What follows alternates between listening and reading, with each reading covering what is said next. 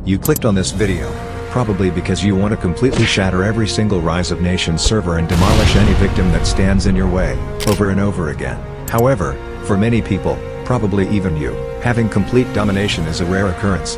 Now, you have two options. You can either quit and go back to your CoComelon level games and get publicly humiliated by your zero IQ method, or listen for the next few minutes and receive the revelation that can quite literally transform you from this into this absolute gigachad.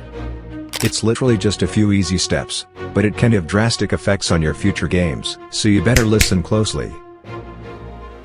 Now, I'd be lying if I said that all these methods have a 100% guarantee that you won't die. But what I can guarantee is that this recipe will give you the ability to completely and deliberately decimate weak players. How I crafted this recipe is simple. I joined countless Rise of Nations servers and went through different scenarios to see which strategies work, and which don't. I then wrote down the best ways to implement them so you don't have to do all that hard work. Building forts in strategically important cities like capitals, square cities, and mountains will make it considerably harder for your enemies to occupy these areas. They can also give a defensive bonus to any troops stationed in them, which at some times can be decisive. You can also gain more defense from fortifications experts and military leaders. The doctrine that you pick highly depends on your plans and your situation. If you're a country with decent manpower in the early game, then it's preferable to use static lines or maneuver warfare doctrine. However, if you're a country that literally finds itself having triple-digit manpower, then it's better to get massed attack, though you would have to compensate by training your units or they will all die in 1 second. But as the game progresses into middle and late game, it's best to use specialization once you have good infantry research. Specialization makes you spawn a gigachad army that can withstand any biome and take on almost anything that stands in its way. For aircraft and navy, it's best to pick the special training and light flotilla branch. Sometimes just using tanks and infantry can decimate some opponents, but it isn't enough to overwhelm or even completely decimate the more persistent ones. That's why it's a great idea to involve other types of units in your battles. Units like artillery, aircraft, and navy will deal extra damage and soften up any defense that your victims may have, while you watch them burn and suffer. Having strong artillery and aircraft can especially help against players like this. As soon as you join a server, make sure that you ally everyone that you possibly can. Just kidding. If you've seen some of my earlier videos, you already know why doing this is a bad idea. And yet people still do this anyway. This is good news for you, though, because a lot of people don't know how easily exploitable alliances can be. You can do this with a thing called alliance attacking. Let's say you want to attack Germany, but they have plenty of allies, and it turns out that one of them are either AI or weak. You can just declare war on this weak ally instead, and it will force your original target to join on their behalf. Not only will this completely surprise your intended target, but it can also allow you to easily bail out if things aren't going your way. And 90% of the time, they will send you white peace, not knowing that you are actually targeting them. Absolutely evil. And if those other 10% that subscribe to this channel actually start demolishing you, then you can quickly force peace the original country that you declared on, and cry in shame since your game is ruined because you didn't click on a familiar button. It's a great idea to speedrun researching quantum computing in the tech tree, in order to maximize your research points gain and have the ability to quickly research things like DAX collection, infantry upgrades, and nukes. You can also increase research spendings, a point ahead of research, and pass few research policies to speed this process up. However, if you find yourself in desperate situations that can only be fixed with researching certain branches, then you can do that as well. Just remember that the more research points you gain, the faster it will be to research other branches. Now that the people with zero attention span have inevitably clicked away and left this video, it's time for the real talk. You see this entire recipe that I just shared with you? Well, it isn't actually the full story.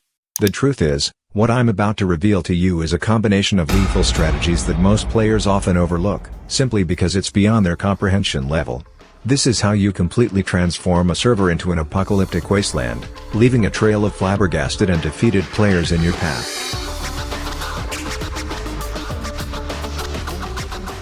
First, it is important that your military spendings is maximized, no matter the cost.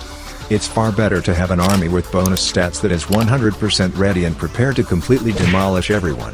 than to rely on demoralized nobodies defending your nation.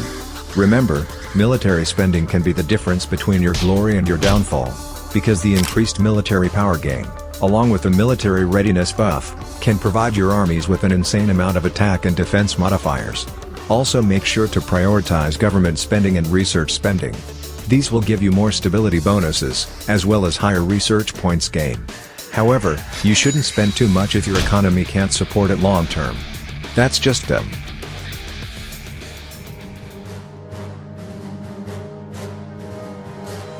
When you find yourself in a war against a player that has actual skill, it's very important to make sure that you have a strategy in place to surprise and disorient these players.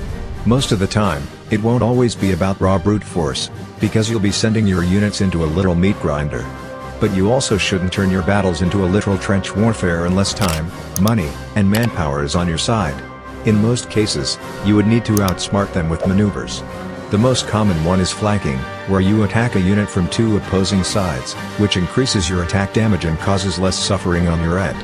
Other methods include feigned attacks or retreats, defeat in detail, and blitzkrieg. Sometimes you can even force people into a war of multiple fronts by conquering land around them, and this can allow you to concentrate forces on any front that you choose an attack from, which will either divert some of their forces, or waste manpower that could be used on the main front. Then you can continue the rest. Of course, most times you have to be smart and creative. Since battles can be entirely unpredictable, there's no way I can tell you exactly what to do in every single scenario. But in most cases, it's either about identifying weak points and exploiting them as much as humanly possible in order to gain the upper hand, or to remove any advantages that your opponent has, so you can crush your wavering victim with less difficulty. Without this, you would probably just end up in a 10-year war, gain more casualties, and probably get backstabbed by another player. But for many, these earlier methods of completely shattering the server isn't satisfying enough. That's why there's always room to cause more destruction and chaos. But a quick warning, the following trick genuinely has the potential to kill countless servers and cause long-term PTSD to those affected in extreme cases. Picture this: the entirety of Europe, America, or any continent is flaming and burning, and people are finding themselves overwhelmed, scrambling to make sense of the devastation unfolding before their eyes. All of this chaos being the direct result of literally just a few words on people's screens. But how is this possible?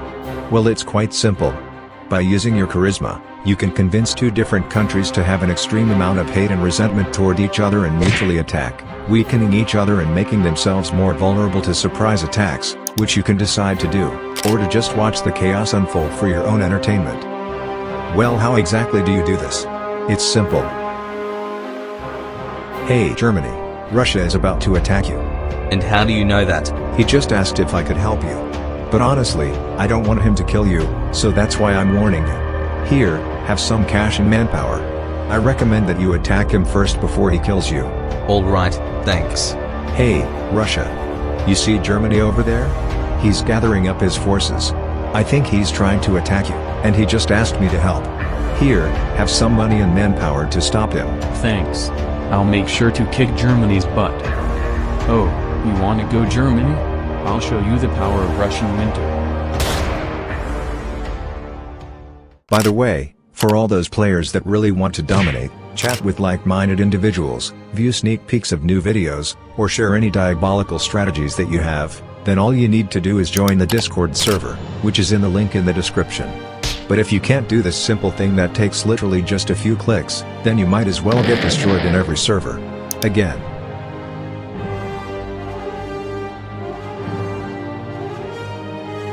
And finally, the last step. You need to be determined, persistent, and patient.